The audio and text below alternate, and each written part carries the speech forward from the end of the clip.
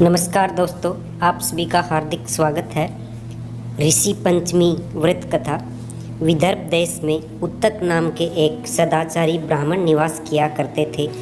उनकी पतिव्रता नारी सुशीला से एक पुत्री और एक पुत्र का जन्म हुआ।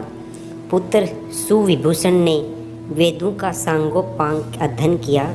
कन्या का समय अनुसार एक सामान्य कुल में विवाह कर दिया गया, पर विधि के विधान से वह कन्या विधवा हो गई तो वह अपने सतीत्व की रक्षा पिता के घर में रहकर करने लगी।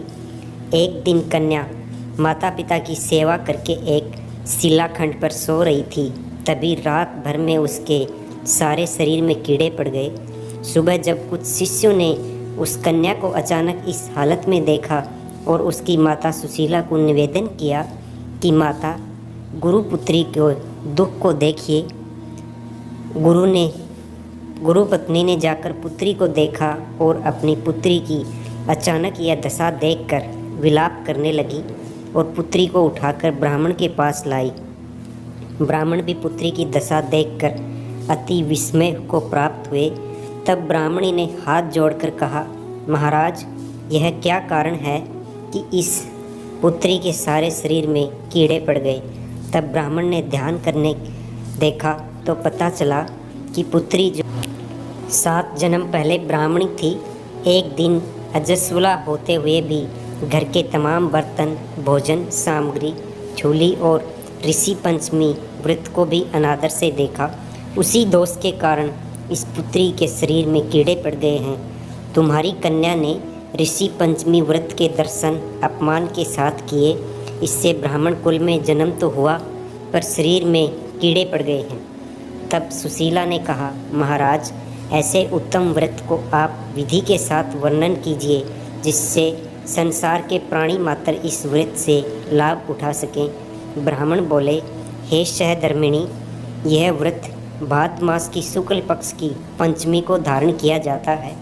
पंचमी के दिन पवित्र नदी में स्नान कर व्रत धारण कर सायंकाल सप्तऋषियों का पूजन विधान से करना चाहिए।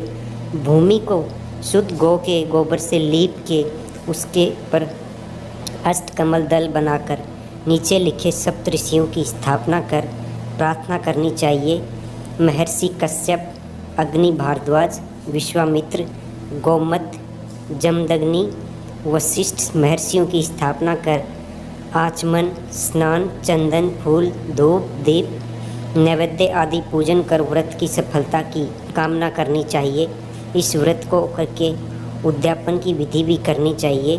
चतुर्थी के दिन एक बार भोजन करके पंचमी के दिन व्रत आरंभ करें। सुबह नदी या जलाशय में स्नान कर गोबर से लीप कर सर्वतोभद्र चक्र बनाकर उस पर कलश स्थापना करें। कलश के कंठ में नया वस्त्र बांधकर पूजा सामग्री एकत्र कर अष्टकमल दल पर सप्तऋषियों की स्वर्ण प्रतिमा स्थापित करें।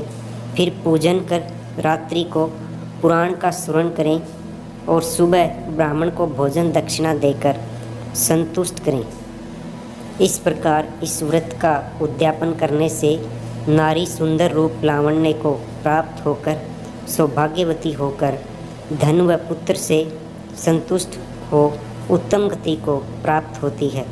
दोस्तों, कहानी यहीं समाप्त हुई। कहानी पसंद आई तो वीडियो को लाइक करें, शेयर करें। हमारे YouTube चैनल दैनिक संस्कार हिंदी कहानियाँ को सब्सक्राइब करें। मिलते हैं अगली कहानी में नए वीडियो के साथ। धन्यवाद। जय श्री कृष्णा। राधे राधे।